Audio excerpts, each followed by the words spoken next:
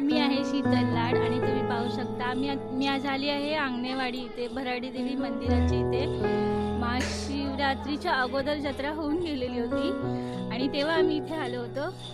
तर तुम्ही पाहू शकता हा मंदिराचा परिसर आहे। हा इथून पुढे 2 किलोमीटर पर्यंत जत्रा असते।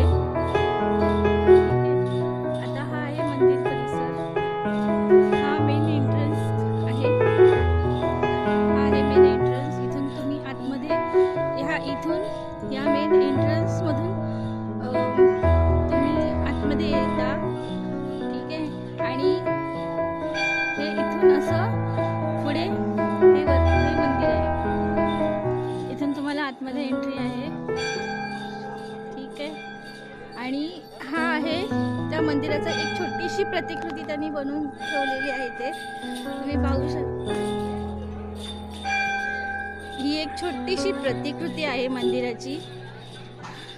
त्यामध्ये इथे देवीचे मंदिर आहे, आई भराडी देवी, जे जागृत देवस्थान आहे। फोटो काढण्यासाठी आतमधून अलाउड नाहीये, त्याच्यामुळे प्रतिकृती बघूनच आपण समाधान मानून घेऊया थोडक्यात। इथे जवळजवळ 15 लाख लोक येतात। ही जत्रा फिक्स अशी नसते। ह्या जत्रेचे एक वैशिष्ट्य असं आहे की ते देवीचा कौल घेऊन मग ती जत्रा पुढे ठरवतात। ह्या परिसरामध्ये तुम्हाला एक खूप छान अनुभव असा मिळेल तुम्हाला।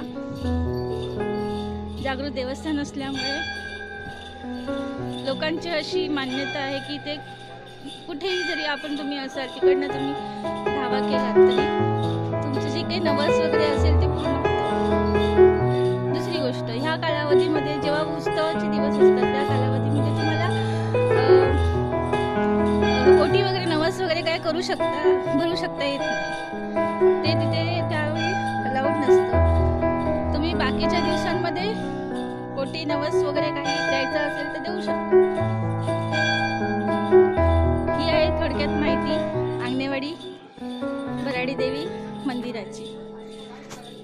तुम्ही पण नक्कीच जरूर भेट द्या या स्थानाला, खूप छान आहे, खूप मनाला प्रसन्न वाटतं। श्री देवी भराडी मंदिर खूप सुंदर मंदिर आहे। शिल्पकला खूप सुंदर आहे, तुम्ही पाहू शकता खूप सुंदर शिल्प आहे। तुम्ही नक्की या, तुम्हाला खूप प्रसन्न समाधान खूप छान वाटेल। फक्त एकच आहे की जेव्हा जत्रेच्या तेव्हा पिरियडमध्ये खूप गर्दी असते, व्यवस्थित दर्शन होत नाही। तुम्ही नॉर्मल डेजमध्ये जर तुम्ही आलात तर तुम्हाला खूप छान दर्शन पण मिळेल आणि मनाला प्रसन्न सुद्धा वाटेल। सो कोकणातलं हे एक आंगणेवाडी भराडी देवी मंदिर।